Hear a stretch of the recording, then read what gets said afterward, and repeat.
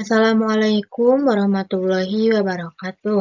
Perkenalkan, nama saya Asri Hoirul Amalia dari kelas MN22C. Video ini ditujukan untuk memenuhi tugas mata kuliah Manajemen Risiko Keuangan. Untuk materi kali ini yaitu tentang reasuransi. Apa itu reasuransi?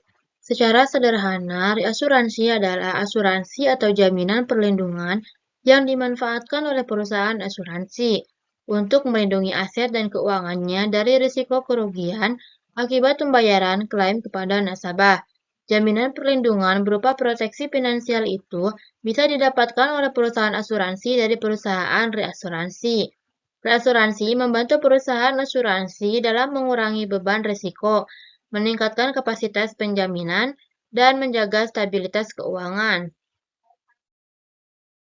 Selanjutnya yaitu apa tujuan dari reasuransi. Penggunaan reasuransi memiliki beberapa tujuan penting bagi perusahaan asuransi. Antara lain, capacity boosting, memungkinkan perusahaan asuransi untuk memperoleh pertanggungan yang lebih tinggi dan menanggung lebih banyak risiko. Ada removal of uncertainty, mengurangi ketidakpastian terkait risiko kerugian besar dan membantu menstabilkan kerugian. Selanjutnya ada konfidensi, memberikan kepercayaan lebih bagi perusahaan asuransi dalam menjalankan bisnis mereka dan menawarkan produk kepada nasabah. Selanjutnya ada catastrophe protection, melindungi perusahaan asuransi dari kerugian finansial besar akibat bencana alam atau kejadian luar biasa lainnya. Selanjutnya ada spread of risk, mengalihkan sebagian risiko dari perusahaan asuransi kepada perusahaan reasuransi sehingga risiko besar dapat dibagi dan dikelola dengan lebih baik. Selanjutnya yaitu peraturan tentang perusahaan reasuransi. Peraturan yang mengatur soal perusahaan reasuransi tertulis dalam Undang-Undang Nomor 40 Tahun 2014 tentang perasuransian. Dalam undang-undang itu disebutkan bahwa perusahaan reasuransi adalah usaha jasa tanggung ulang terhadap risiko yang dihadapi oleh perusahaan asuransi, perusahaan penjaminan, maupun perusahaan reasuransi lainnya. Dalam pasal 2 ayat 3 undang-undang tersebut juga disebutkan bahwa sebuah perusahaan reasuransi hanya dapat menyelenggarakan usaha reasuransi, bukan jenis asuransi lainnya. Selain itu, untuk dapat menjalankan usaha tersebut, perusahaan reasuransi juga wajib mengantongi izin usaha dari Otoritas Jasa Keuangan atau OJK terlebih dahulu. Adapun cara kerja reasuransi. Secara garis besar, cara kerja reasuransi terhadap perusahaan asuransi sama halnya seperti perusahaan asuransi pada nasabah.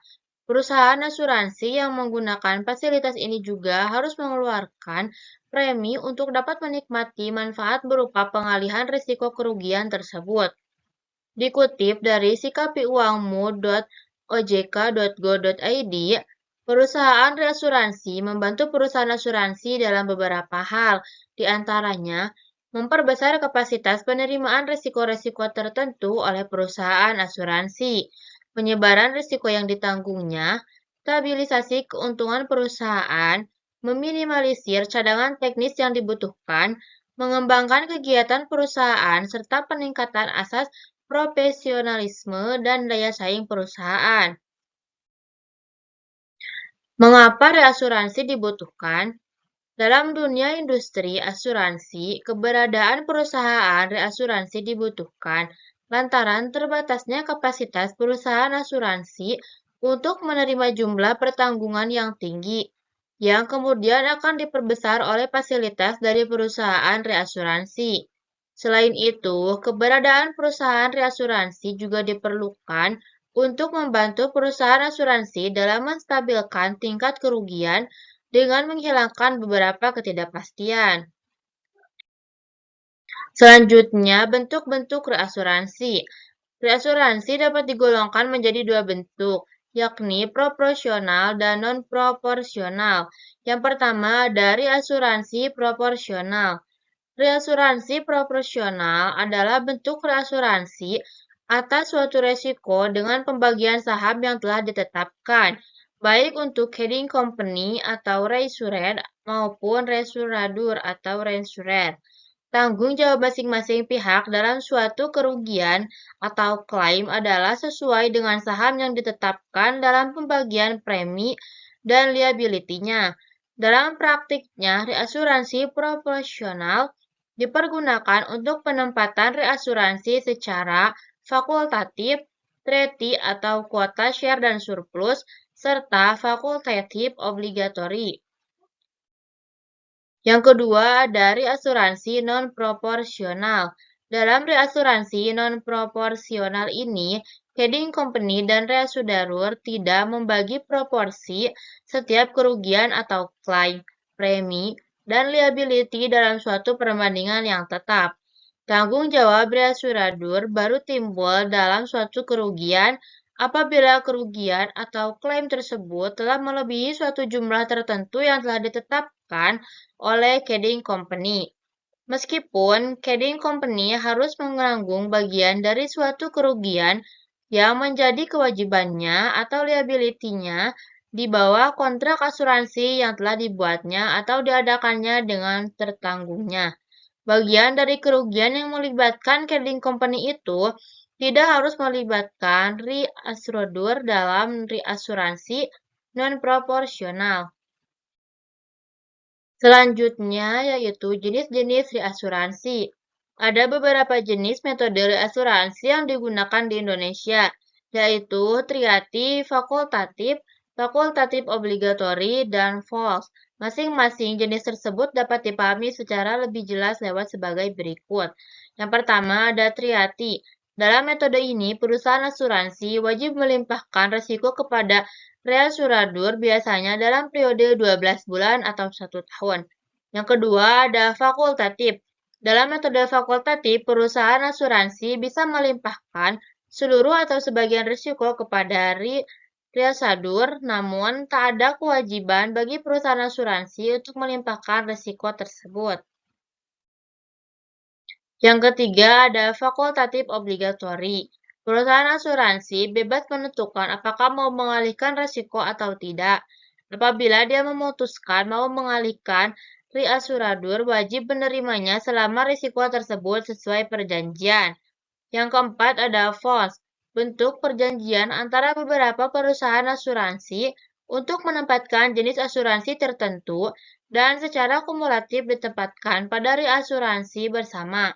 Metode ini biasa dipakai pada asuransi berisiko tinggi, misalnya asuransi pada penerbangan. Contoh perusahaan reasuransi. Yang pertama ada PT Maskapai Reasuransi Indonesia Tbk. PT Maskapai Reasuransi Indonesia atau dikenal juga dengan Marine atau Marine Re merupakan perusahaan reasuransi pertama di Indonesia yang didirikan pada 4 Juni 1953. Sejak awal berdirinya, Marine menghadirkan 3 jenis produk yaitu jiwa, umum, dan unit usaha syariah. Unit usaha syariah Marine sendiri sudah mendapatkan izin usaha per tanggal 25 Agustus tahun 2006. Yang kedua ada PT Reasuransi Indonesia Utama atau Persero. Perusahaan yang biasa disebut Indonesia Re ini didirikan pada 30 November 1985 dan memiliki nama awal yaitu PT Asuransi Ekspor Indonesia atau Persero. Indonesia Re sendiri dihadirkan dengan tujuan untuk mendorong pengembangan ekspor non-migas. Dalam pelayanannya, Indonesia Re melindungi 2 kategori produk, yaitu jiwa dan umum. Kesimpulan yang dapat diambil dari materi kali ini yaitu reasuransi adalah sistem pengalihan risiko finansial perusahaan asuransi kepada perusahaan asuransi lain. Reasuransi dapat membantu perusahaan asuransi untuk mengurangi beban, melindungi aset keuangan dari kerugian akibat pembayaran klaim nasabah, memperoleh pertanggungan yang lebih tinggi, menstabilkan risiko kerugian, menghilangkan ketidakpastian. Reasuransi memainkan peran krusial dalam menjaga stabilitas industri asuransi dengan membagi dan mengelola risiko secara efektif, sehingga membantu perusahaan asuransi tetap solvent dan mampu memenuhi kewajiban kepada nasabah mereka. Mungkin hanya itu yang dapat saya sampaikan untuk materi kali ini. Mohon maaf apabila ada kesalahan dan banyak kekurangannya. Wassalamualaikum warahmatullahi wabarakatuh.